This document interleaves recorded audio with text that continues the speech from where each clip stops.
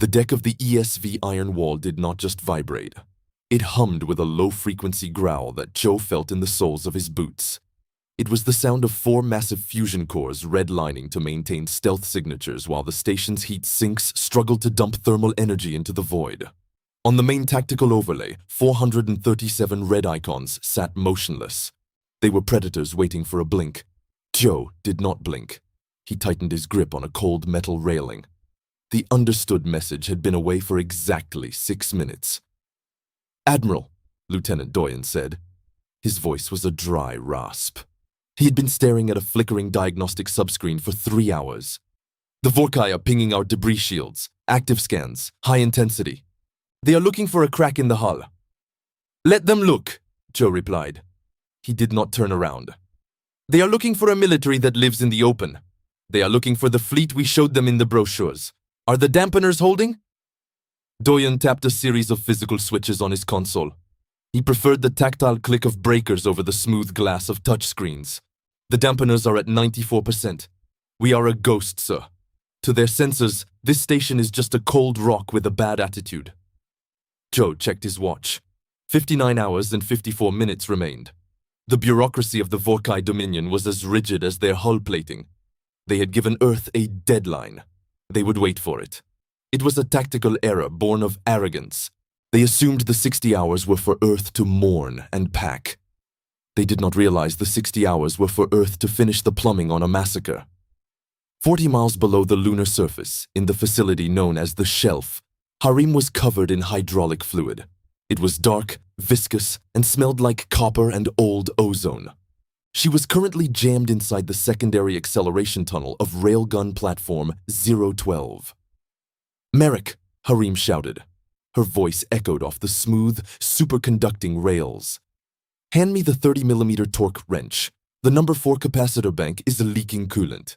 If we fire this thing now, the back pressure will turn this entire level into a kiln." Merrick Talon, a man whose face was a map of scars and grease, slid the tool into the gap. He didn't waste words. He watched the pressure gauges. He made it clear that the cooling lines were brittle from age. Harim grunted as she applied pressure. The bolt resisted. She pushed until her knuckles turned white. The Shelf was not a laboratory. It was a factory floor. There was no clean room protocol here.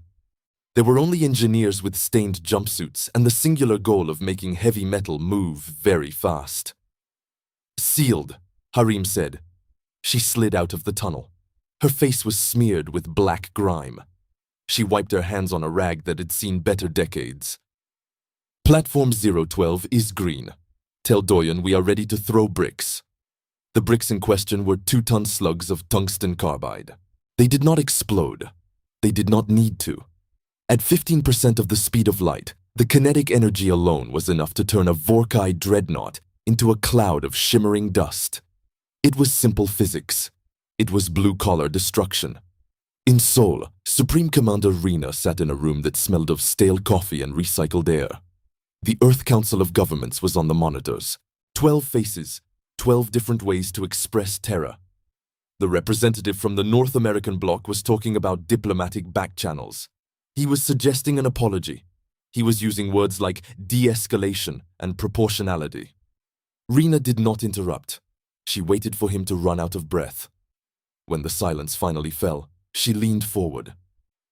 The light of the monitors reflected in her eyes.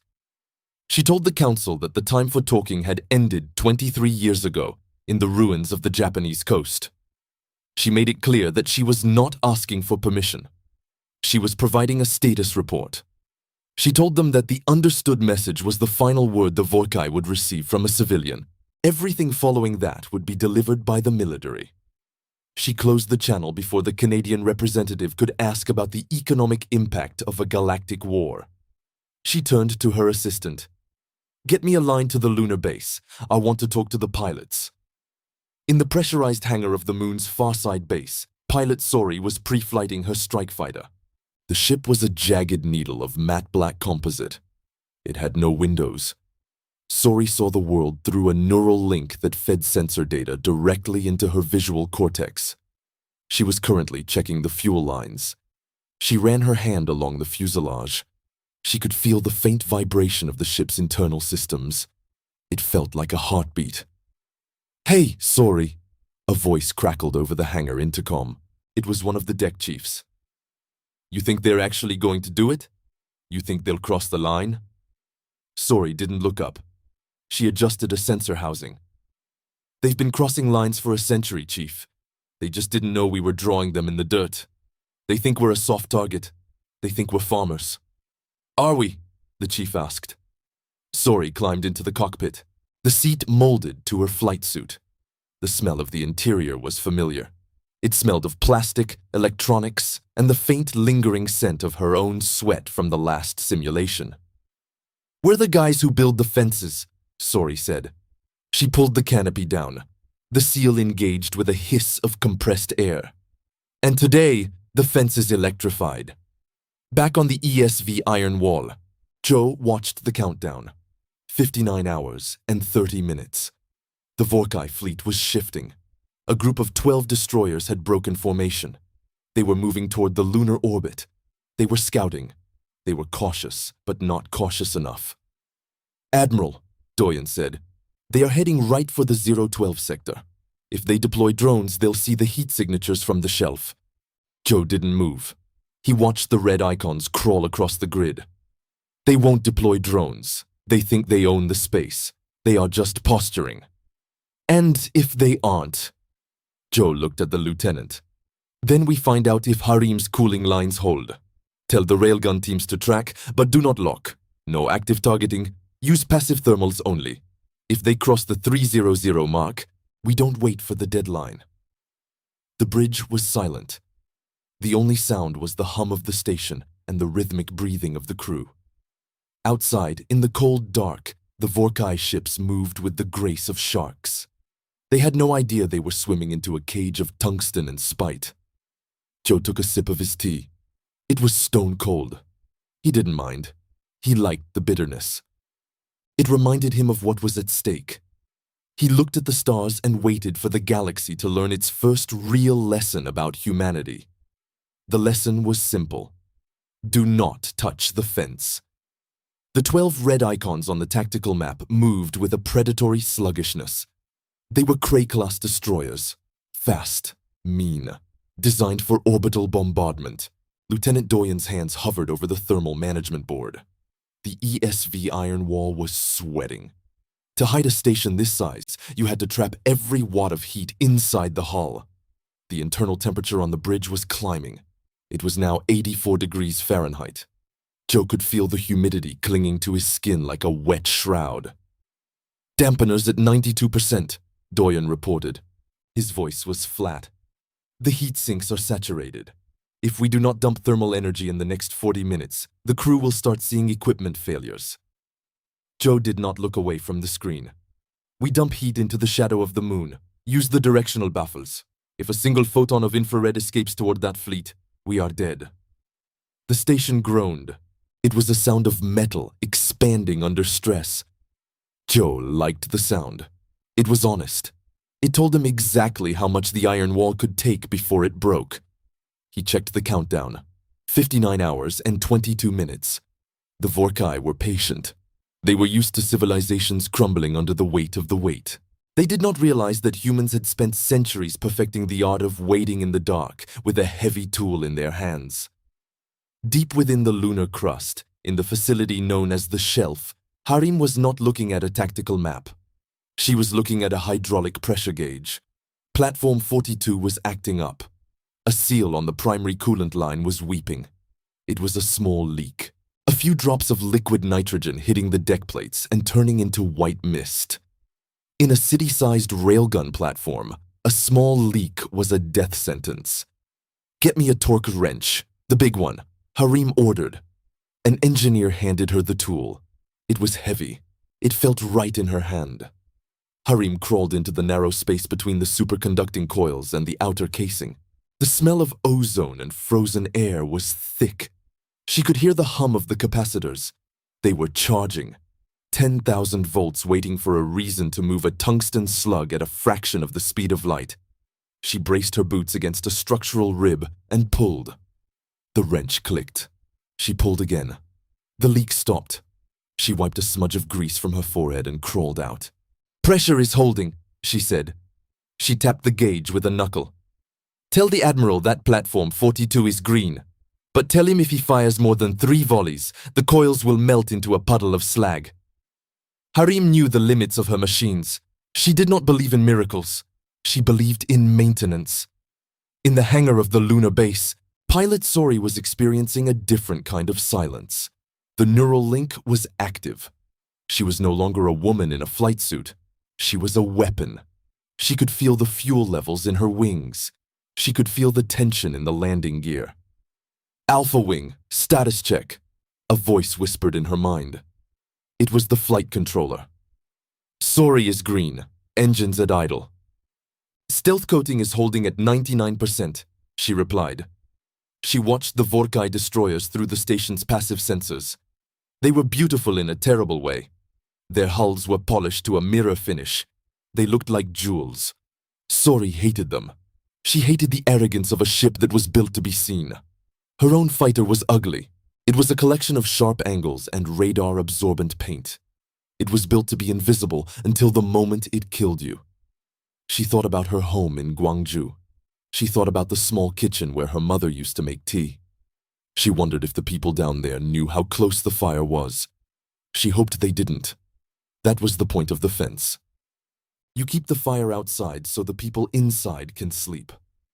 Back in Seoul, Rena was dealing with the social fallout of the understood message. The Sharathi ambassador was on a secure line. He was trembling. She could hear it in the way his voice whistled through his reeds. He made it clear his people were terrified of Earth's silence.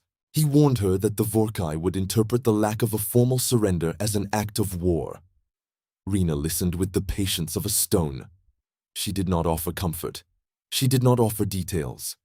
She used indirect speech to inform him that Earth's policy was set. She told him that the time for talking had ended when the Vorkai powered their weapons. When the call ended, she sat in the dark of her office. The only light came from the countdown clock. 59 hours and 10 minutes. She opened her desk drawer and touched the cover of Vusak's notebook. She remembered the general's funeral. It had been raining. The politicians had talked about peace. Vusak had left her a map to a war. She picked up the comms. "Admiral Cho, report. The scouts are probing the 012 sector, Commander." Cho's voice came through the speaker. It was steady. "They are looking for the shelf. They haven't found it yet, but they are getting curious." "How curious?" "They just deployed a sensor buoy," Cho said. "If it completes its sweep, it will find the thermal bloom from the iron wall." Rena closed her eyes for a second. "Can we disable it?" "Not without showing our hand," Cho replied. "Unless we use a kinetic solution. Something small, something that looks like a micrometeorite hit." "Do it," Rena said. "And Cho, keep the fence electrified." On the bridge of the iron wall, Cho turned to Doyen. "Lieutenant, calculate a trajectory for a debris dump. We need a piece of scrap metal to hit that buoy. Make it look like an accident." Doyen's fingers flew across the console. "Calculating. We have a spent oxygen canister in the airlock. If we vent it at a specific angle, the orbital mechanics will do the rest. It will intersect the buoy in 4 minutes." "Vent it," Cho ordered. The station shuddered slightly as the airlock cycled. A small, cylindrical piece of metal drifted into the void. It was nothing. Just trash. It tumbled through the dark, catching the light of the distant sun. 4 minutes later, the red icon representing the Vorkai buoy flickered and died. "Impact confirmed," Doyen said. "The buoy is spinning. Its transmitter is dead." Cho took a breath. The bridge was still 84 degrees. The heat sinks were screaming. But for now, the secret was safe. The Vorkai fleet remained in their perfect, arrogant formation. They were waiting for a surrender that was never going to come. Joe looked at the countdown. 59 hours and 5 minutes. "They are going to be so surprised," Doyen whispered. "Surprise is a tactical advantage," Joe said. "But competence is what wins the war. Check the coolant levels again. I want this station ready for a full burn." The hum of the iron wall grew deeper. The galaxy was watching a door. It did not know that behind that door, 100,000 people were quietly sharpening their knives. The heat inside the ESV iron wall reached 92 degrees. It was a wet, heavy heat that smelled of ozone and unwashed flight suits. The station's life support was struggling. It had to balance oxygen scrubbers against the need to stay thermally invisible. Every watt of energy spent was a beacon that could give them away. Lieutenant Doyen wiped grease from his forehead with the back of a gloved hand. He was currently wedged into a maintenance crawlspace near the primary heat exchangers. A coolant line had developed a microfracture from the stress of the stealth run. The hiss of escaping gas was quiet, but in the silence of a dark station, it sounded like a death rattle. He gripped a heavy-duty torque wrench. He didn't use the automated repair bots. The bots emitted a high-frequency chirp that Vorkai passive sensors might pick up. This was a manual job. It required a human hand and a lot of swearing. He tightened the bypass valve. The hiss stopped. He stayed there for a moment. He listened to the station breathe. "Doyen. Status." Joe's voice crackled in his earpiece. "Leak contained, Admiral," Doyen whispered. "I am sealing the secondary bypass now. We lost 3% of the reserve coolant. It is manageable, but we are running out of places to hide the heat." "Understood," Joe replied. "Get back to the bridge. We have movement on the long-range scanners." Doyen crawled out of the shaft. His joints popped. He was 34 years old, but today he felt 60. He grabbed his kit and moved through the dim red light of the corridor. The station felt like a tomb. A very expensive, very hot tomb. On the bridge, Joe was staring at the tactical display. The Vorkai fleet had shifted. They were no longer in a static wall. They were moving into a search grid pattern. "They didn't like the buoy going dark," Joe said. He pointed to a cluster of 6 red icons. "They sent a Corvette group to investigate the impact site. They are looking for whatever threw that oxygen canister." "The canister is long gone, sir," Doyen said, taking his seat. "Orbital mechanics pushed it into a decaying trajectory toward the atmosphere. It will burn up in 20 minutes. "It is not the canister I am worried about," Joe said. "It is the pattern. Look at the lead ship, the one designated Xavren. It is trailing a wide-angle gravity sensor. If they get within 5,000 kilometers of the iron wall, they will see the station's mass shadow. Stealth does not work against gravity." Joe looked at the countdown. 58 hours and 40 minutes. On the moon, in the facility known as the Shelf, Harim was not worried about gravity. She was worried about magnetism. She stood on a gantry overlooking Railgun Platform 01. Below her, a team of 20 technicians was using a heavy lift crane to slide a 30-ton tungsten slug into the acceleration chamber. The slug was a dull, matte gray. It had no explosives. It had no guidance system. It was just a massive, dense rod of metal designed to be thrown at a fraction of the speed of light. "Easy on the stabilizers," Harim shouted. Her voice echoed in the vast underground cavern. "If you nick the magnetic rails, the whole barrel will warp when we fire. That is a $10 billion mistake. I do not want to see it." The technicians moved with the slow, deliberate pace of people who respected the lethality of their tools. There was no chatter. The only sound was the low-frequency hum of the massive capacitors charging in the floor below. Harim checked her tablet. All 48 platforms were through their first diagnostic cycle. The hardware was ready. The software, however, was a different story. The targeting computers had to account for the moon's rotation, the Earth's gravity, and the projected movement of 400 enemy ships. She sent a data packet to Rena's office in Seoul. The message was brief. It stated that the big sticks were loaded. It noted that the cooling cycles were nominal. She did not mention that her team was exhausted. Rena already knew that. In Seoul, Rena was dealing with a different kind of pressure. The Vorkai were not the only ones watching. The broader galaxy was starting to chime in. A communication from a high-ranking official named Thrivek had just arrived. He represented one of the older, more established empires. He did not use a direct video link. He sent a formal, text-based inquiry. The message made it clear that his empire found Earth's understood response to be dangerously arrogant. He suggested that Earth should reconsider. He hinted that if Earth caused a galactic recession by getting destroyed, there would be diplomatic consequences for any survivors. Rena did not reply directly. She used a junior diplomat to send a standard bureaucratic stalling message.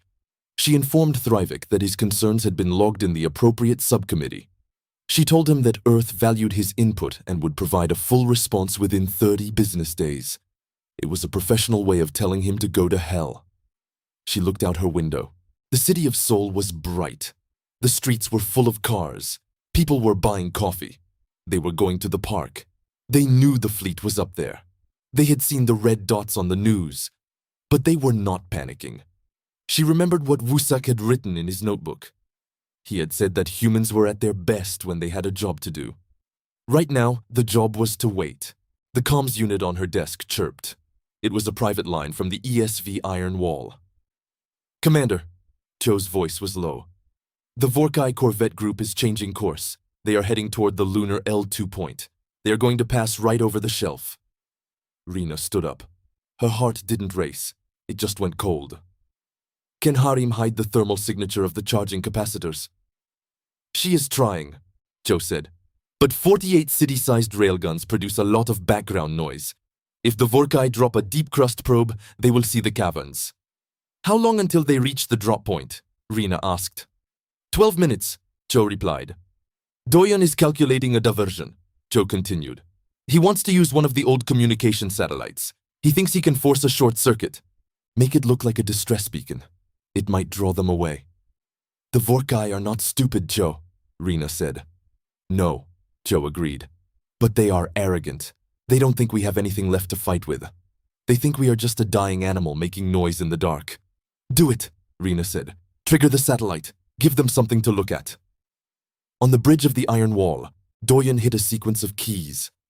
500 miles above the Earth, a decommissioned weather satellite from the 1990s suddenly came to life. Its old solar panels creaked as they turned toward the sun. Its transmitter began to scream a jagged, nonsensical signal on a Vorkai military frequency. The red icons on the screen paused. The Corvette group hesitated. Then they turned. They moved away from the moon. They accelerated toward the noisy, ancient piece of junk. Doyon let out a breath he didn't know he was holding. They fell for it. "For now," Joe said.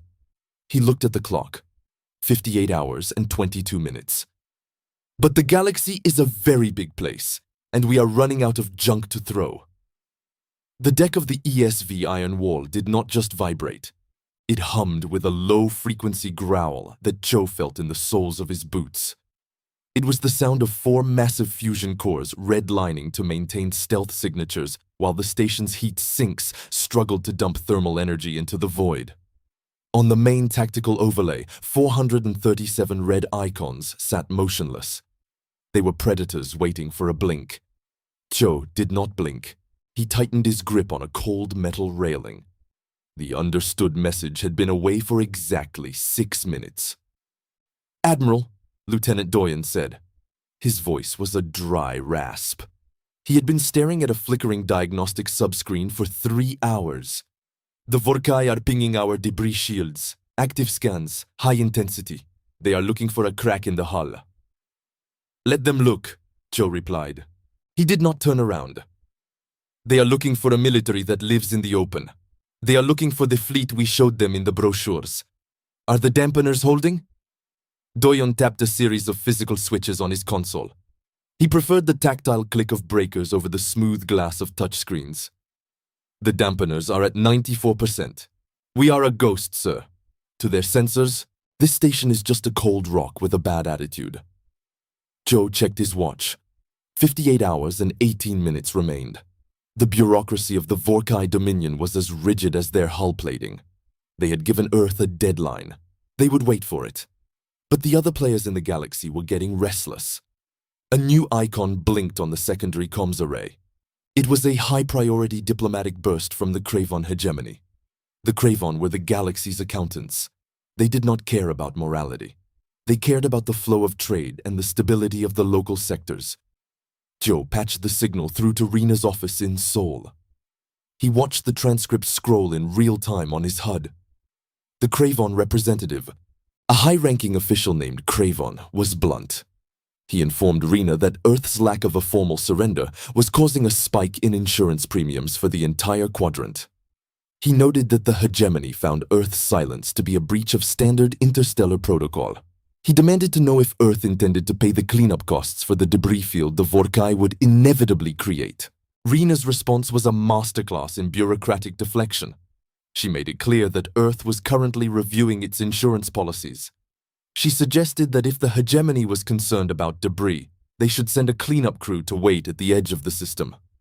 She added that Earth would be happy to discuss billing cycles once the current 60-hour window had closed. Joe allowed himself a grim smile. Rena was buying them time with paperwork. It was the most dangerous weapon in her arsenal. "Admiral," Doyen interrupted, "we have a problem at Sump 1. Joe moved to the engineering station. "Define the problem." "The shelf," Doyen said, pointing to the lunar data feed. "Harim is charging the capacitors for the city-sized railguns. The thermal output is higher than the lunar crust can absorb. If she doesn't vent the excess heat soon, the rock above the facility will start to glow.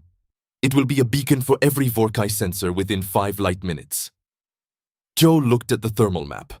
The moon's surface was a mottled gray, but deep beneath the Mare Tranquillitatis, a pocket of intense heat was blooming.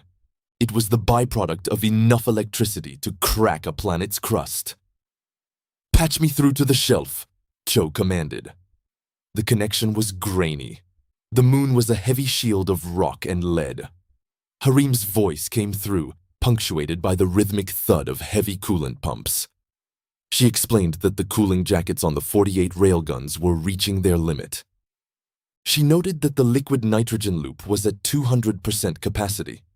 She made it clear that if she didn't open the external vent valves, the entire facility would melt into a puddle of slag before the deadline even arrived. "If you vent, you give away the position," Joe said. Harim replied that she was aware of the tactical risks. She suggested a compromise. She wanted to vent the heat through a series of micro-nozzles disguised as natural volcanic outgassing. It would look like a minor geological event to a casual observer. "Do it," Joe said, "but keep the bursts short. Don't give them a pattern to track." On the iron wall, the air grew stale. The carbon dioxide scrubbers were struggling with the increased crew load. Joe could smell the sharp tang of ozone and the heavy scent of recycled sweat. It was the smell of a machine being pushed past its design specs. He walked to the observation port.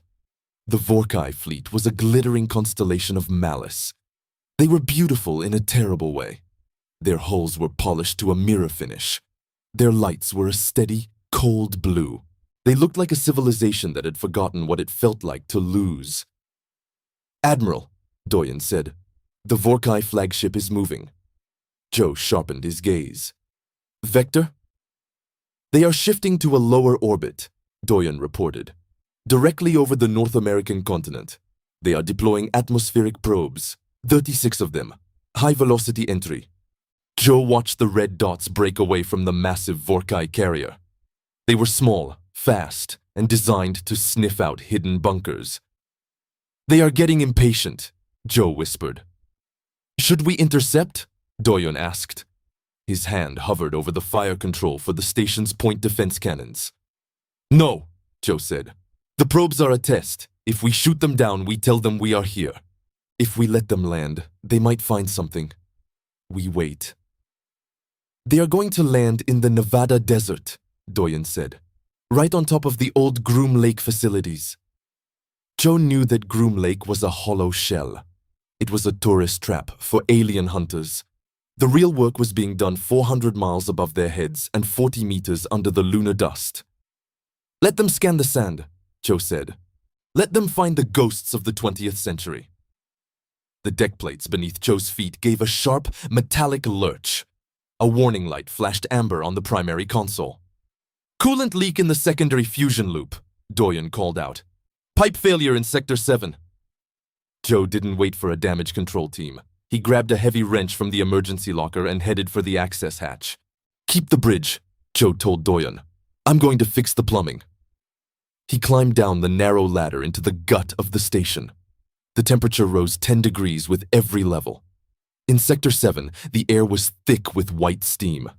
It hissed from a hairline fracture in a high-pressure line. The steam was hot enough to strip skin from bone. Joe pulled his collar up and squinted through the mist. He found the manual shut-off valve. It was rusted, a relic of a station that had been built in a hurry and maintained on a budget. He threw his weight against the iron wheel. It didn't budge. He gritted his teeth. He thought about the Vorkai. He thought about the 60,000 people on Mars who never got a chance to fight back. He felt the heat of the steam against his face. He struck the valve with the wrench. Once, twice. On the third hit, the wheel groaned and turned. The hiss of the leak died down to a low whistle. Joe leaned against the hot bulkhead and breathed in the damp air. He checked his watch. 57 hours and 42 minutes. He was an admiral of a ghost fleet, standing in a puddle of hot coolant, holding a wrench. It wasn't the heroic image the recruitment posters promised, but it was the work. And as long as the work got done, Earth was still in the fight. He climbed back toward the bridge. He had a station to hide and a galaxy to disappoint. Joe climbed back onto the bridge of the ESV iron wall. His uniform was ruined. A dark streak of hydraulic fluid ran down his left sleeve. The smell of scorched coolant and ozone clung to his skin. He did not look like an admiral. He looked like a man who had spent the last hour wrestling with a dying machine. Doyen did not turn his head. His eyes were locked on the tactical display. The red icons of the Vorkai fleet were steady. They were a wall of silent, hovering metal. "The leak is contained," Joe said. He wiped his hands on a rag. "Report." "The 36 atmospheric probes have entered the mesosphere," Doyen said. His voice was flat.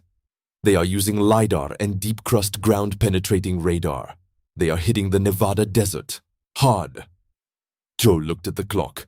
56 hours and 10 minutes remained. "They are looking for the ghosts of a military that does not exist," Joe said. "Let them scan the sand. What about the lunar orbit?" Doyen shifted a lever on his console. The screen zoomed in on the moon. "One Vorkai scout ship, a small corvette. It is skimming the lunar south pole. It is looking for heat signatures. The shelf is currently running on passive heat sinks, but we are reaching the limit. Harim says the temperature in the railgun bays is rising. It is currently 42 degrees Celsius. If it hits 50, the electronics will start to drift." Joe felt the heat in the bridge. The iron wall was also struggling. By cutting off the external radiators to stay invisible, they were turning the station into a slow cooker. The air was thick. It felt heavy in the lungs. "Tell Harim to hold," Joe said. "She is not to vent a single joule of heat. Even a puff of infrared will bring that corvette down on her head." In the facility 40 meters below the lunar dust, Harim was not sitting.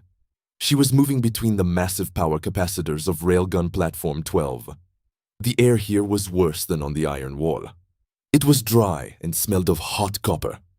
Her team was stripped down to their undershirts. They were using manual wrenches to tighten the magnetic seals on the tungsten slug loaders. Harim checked the pressure gauge on a secondary cooling line. The needle was vibrating in the red zone. She knew the math.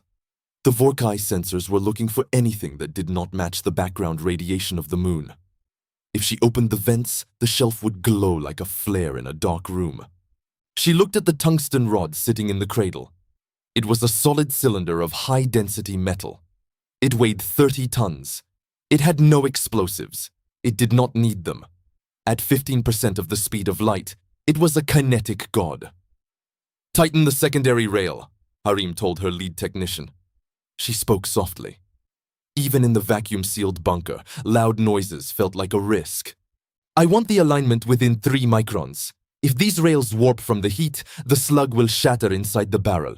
Then we just have a very expensive explosion in our own basement." The technician nodded. He used a long-handled torque wrench. The sound of metal clicking against metal was the only music in the room. Back on the iron wall, a new signal chirped. It was a priority burst from Earth.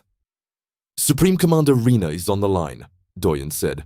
"Encrypted channel. It is a diplomatic update." Joe took the headset. Rena did not waste time with greetings. She made it clear that the Vorkai had sent a formal contract of submission. It was a digital file containing 4,000 pages of legal requirements. They wanted Earth to hand over the keys to every satellite, every power plant, and every water filtration system. The Vorkai bureaucracy was a machine. It moved with the same cold efficiency as their warships. They were not just here to destroy, they were here to own. Rena told Joe that she had ignored the file. She was letting the clock run. She was giving the Vorkai the silence they deserved. "They are getting restless, Admiral." Rena's voice came through the encryption. "The Vorkai ambassador sent a follow-up. He called our silence unprofessional. He thinks we are still debating the terms in a boardroom." "Let him think that," Joe said. "How is the public?" Rena reported that the cities were quiet. There was no panic. The people of Earth had seen the images of the fleet. They had heard the ultimatum. But the silence from the government had acted like a stabilizer. When the leaders do not scream, the people wait. Joe ended the call. He looked at the Vorkai flagship. It was called the Crusher of Resistance. It was a jagged black mountain of a ship. It was 3 kilometers long. "Admiral," Doyen said. His voice had a new edge to it. "The Vorkai scout corvette is changing course. It is moving away from the South Pole. It is heading toward the lunar horizon, directly toward the shelf." Joe's heart slowed down. This was the moment. "Did they see something?" "I don't know," Doyen said. "They are slowing down. They are deploying a tethered sensor array. They are going to do a high-resolution sweep of the Mare Tranquillitatis." The shelf was hidden under that exact plane. "Harim," Joe said into the comms. "We have a guest. Power down the primary capacitors. Go to 0 state. If they see a single electron moving, we are done." The bridge of the iron wall went silent. Joe watched the small red dot of the corvette crawl across the gray surface of the moon on the display. Minutes felt like hours. The heat on the bridge rose another degree. Joe could feel a bead of sweat moving down his spine. He did not wipe it. On the screen, the Vorkai corvette hovered. It was directly over the main barrel of Platform 6. Harim and her team were 40 meters below that barrel. They were sitting in the dark. They were probably holding their breath. The corvette stayed there for 10 minutes. Then, it retracted its sensor array. It accelerated. It rejoined the main fleet. "They missed us," Doyen whispered. He let out a long breath. "They didn't miss us," Joe said. "They weren't looking for a military. They were looking for a colony. They didn't see any lights. They didn't see any radio towers. To them, the moon is just a dead rock." Joe looked at the countdown. 12 hours remaining. The Vorkai were confident. They were so confident they had stopped looking for threats. They were just waiting for the deadline to expire so they could begin the harvest. "Doyen," Joe said, "start the final alignment. Wake up the reserve fleet. Tell the strike wings to prep their cockpits. We aren't waiting for the 60-hour mark." Doyen looked up. "Sir, the Vorkai think we are a problem to be managed," Joe said. "We are going to show them that we are a fire they cannot put out. We move at hour 59. We take the initiative." Joe picked up his cold cup of tea. He took a sip. It tasted like metal and old leaves. He didn't care. "Let's see how their bureaucracy handles a 7th of light speed greeting," Joe said. The iron wall hummed. The ghost was waking up. 1 hour of peace remained. Then, the silence would end. The clock on the command deck of the ESV iron wall flickered. 59 hours and 59 minutes. The red numbers were steady. They did not care about the lives of the people staring at them. Joe looked at the display. He could feel the hum of the station changing. It was no longer a low growl. It was a high-pitched whine. The cooling fans were spinning at maximum capacity. "Admiral," Doyen said. He was standing at the tactical station. His hands were hovering over the manual override levers. "The Vorkai fleet is holding position. They are waiting for the 60-hour mark. Their shields are still in a low-energy standby mode. They are following their own protocol to the letter. Efficiency is a weakness when it becomes a habit," Joe said. He adjusted his collar. The air on the bridge was becoming dry. "Tell Harim to initiate the sequence. Do not wait for my mark. Tell her to fire when the capacitors hit 100%. Doyen nodded. He spoke into his headset. He confirmed the order with the shelf. He told Harim that the tactical window was open. He reported that the Vorkai were still blind to the lunar subsurface activity. Deep beneath the gray dust of the moon, Harim pulled a physical breaker. She did not use a digital command. She wanted to feel the connection. The floor of the facility groaned. She made it clear to her team that there would be no second chances. She ordered the technicians to lock the magnetic rails.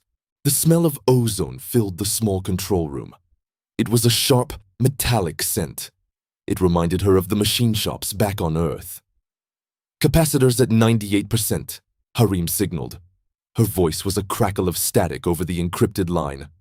99, 100. The first railgun slug left the barrel of Platform 6 at exactly 59 hours, 59 minutes, and 45 seconds. It was a 3-ton block of tungsten. It carried no explosives. It did not need them.